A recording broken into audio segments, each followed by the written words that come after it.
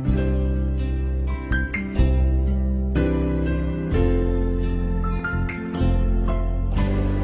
jueves 21 de marzo celebramos en la Iglesia Catedral a las 10 de la mañana la misa de crismación por Monseñor Julio Enrique Prado Bolaños con todos los sacerdotes de la diócesis de Pasto y el pueblo de Dios. Estas son las palabras de Monseñor Enrique Prado Bolaños en la homilía. Hermanos y hermanas, una vez más, con profundo gozo por la presencia del Señor en medio de nosotros y con el propósito de escuchar la voz que el mismo Señor dirige a su pueblo, nos reunimos como Iglesia Diocesana para agradecer a Dios por la presencia apostólica de Benedicto XVI, para alabar y bendecir al Señor por la elección del Papa Francisco. En este contexto de la misa crismal, cuando bendecimos los óleos y consagramos el crisma para la celebración de los sacramentos y renovamos, presbíteros y obispo, las promesas de nuestra ordenación sacerdotal y episcopal. Este año de la fe, con su sentido profundo de renovar nuestra conciencia de discípulos misioneros del Señor Jesucristo, a la luz del concilio y del catecismo, nos invita a descubrir con gozosa acción de gracias la continua presencia del Señor resucitado en la vida de la Iglesia. Presencia que nos invita constantemente a entrar por la puerta de la fe, para ahondar por medio de Jesucristo nuestra comunión con Dios y al interior de la Iglesia nuestra comunión con todos sus miembros y buscar siempre de nuevo ser portadores de esa luz para toda la comunidad. Gracias al Concilio Vaticano II, redescubrimos la naturaleza profunda de la Iglesia como pueblo de Dios, como cuerpo de Cristo, como sacramento de salvación para todo el mundo. Perspectiva que 45 años después, el documento de Aparecida concretaría en la feliz expresión: comunidad de discípulos misioneros de Jesucristo.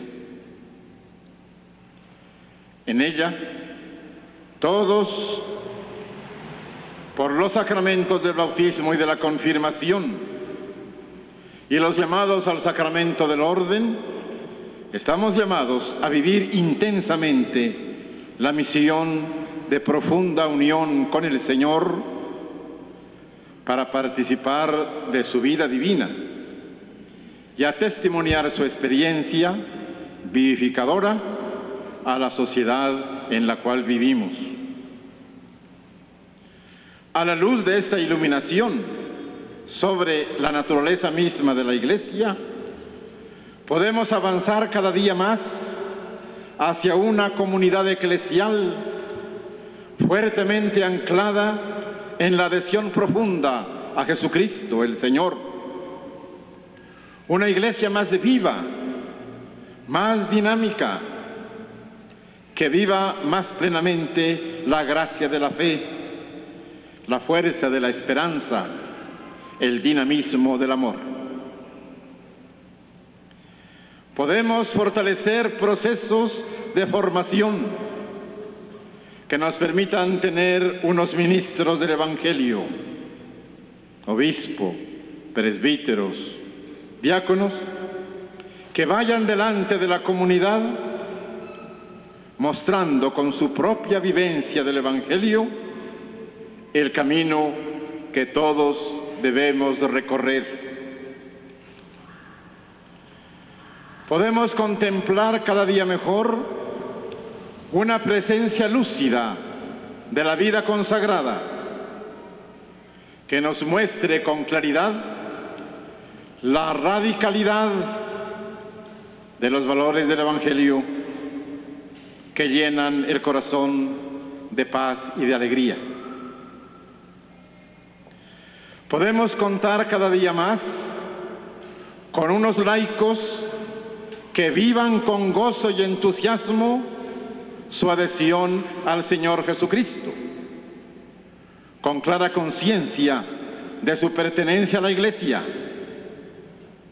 que conformen sobre la base sólida del sacramento del matrimonio familias, células de la Iglesia y de la sociedad, santuarios de la vida, que con su trabajo y con su compromiso de justicia construyan un mundo en el que todos podamos tener acceso a nuestros derechos y cumplir nuestros deberes, buscando siempre el bien común por encima de cualquier provecho personal o grupal. Y de esta manera podemos avanzar cada día más hacia una Iglesia en la que todos crezcamos como personas y como comunidad en la comprensión de la palabra de Dios para llevarla a la práctica como fuerza transformadora de nuestra existencia. Podemos avanzar cada día más hacia una Iglesia en la que la celebración de la Eucaristía nos una cada vez más profundamente a Cristo, muerto y resucitado, comunicándonos su capacidad de amar y servir, y nos lleve a la completa comunión con Dios y con nuestros hermanos y hermanas. Podemos avanzar cada día más hacia una Iglesia en la que se experimente con profundo gozo en el sacramento de la reconciliación el perdón que el Padre nos da por medio de su Hijo, quien ha derramado en nosotros su Espíritu, Espíritu de comunión y reconciliación, para que podamos llevar al mundo la fuerza que permita vencer todo lo que nos separa, nos divide, nos enfrenta, y fortalecer todo lo que nos acerca, nos hace hermanos, nos une con los lazos indestructibles del amor. La reconciliación con Dios es fundamento para la reconciliación entre los seres humanos. Podemos avanzar cada día más hacia una Iglesia siempre abierta a discernir los signos de los tiempos para secundar la presencia salvadora del Señor en el mundo, por medio de un servicio permanente, humilde y generoso a la sociedad en medio de la cual vivimos y en la cual tenemos que ser luz y sal. Podemos avanzar cada día hacia una Iglesia en diálogo salvífico con el mundo a partir de sus anhelos y aspiraciones, sus luchas y sus angustias.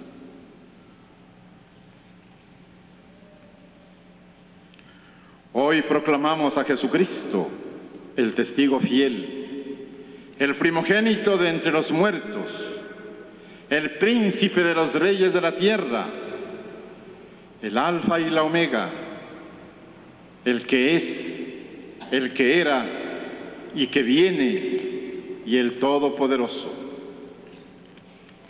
Somos testigos del Señor. Hoy cumple su obra salvadora en nosotros. El mismo Cristo es la fuente del ministerio en la Iglesia. Por eso, más allá del evento puramente mediático y anecdótico, es necesario redescubrir la importancia del sucesor de Pedro en la vida de la Iglesia. El Concilio Vaticano II, en la Constitución Lumen Gentium, Cristo, luz del mundo, nos ilumina al respecto. Cristo el Señor, para dirigir al pueblo de Dios y hacerle progresar siempre, instituyó en su Iglesia diversos ministerios que están ordenados al bien de todo el cuerpo, para que todos los que son miembros del pueblo de Dios lleguen a la salvación.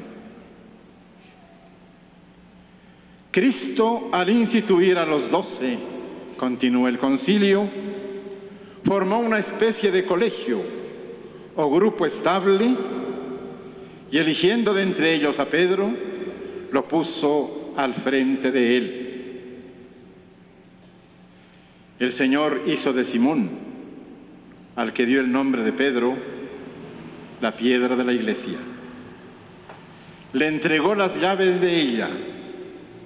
Lo instituyó pastor de todo el rebaño. Este oficio pastoral de Pedro y de los demás apóstoles pertenece a los cimientos de la Iglesia. Se continúa por los obispos bajo el primado del Papa. El Papa, obispo de Roma y sucesor de San Pedro, es el principio y fundamento perpetuo y visible de unidad, tanto de los obispos como de la muchedumbre de los fieles. El Papa tiene en la Iglesia, en virtud de su función de vicario de Cristo y pastor de toda la Iglesia, la potestad plena, suprema y universal que puede ejercer siempre con entera libertad. El Señor siempre guía a su Iglesia y en cada momento le concede lo que más conviene. Oramos en uno de los prefacios de la plegaria eucarística. Celebramos con gozo el regalo que Dios hace a la Iglesia en la persona del Papa Francisco. Ya próximos al Jueves Santo, día especial que nos recuerda nuestra vocación y nuestra respuesta, se nos invita a los sacerdotes y obispos, ante todo, a reflexionar sobre nuestro ser y en particular sobre nuestro llamado a la santidad. Misericordia es la absoluta gratuidad con la que Dios nos ha elegido. No me eligieron ustedes a mí, sino que yo los elegí.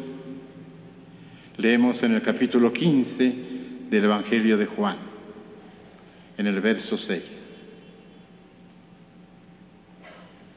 Misericordia es la condescendencia con la que nos llama a actuar como representantes suyos, aún sabiendo que somos pecadores.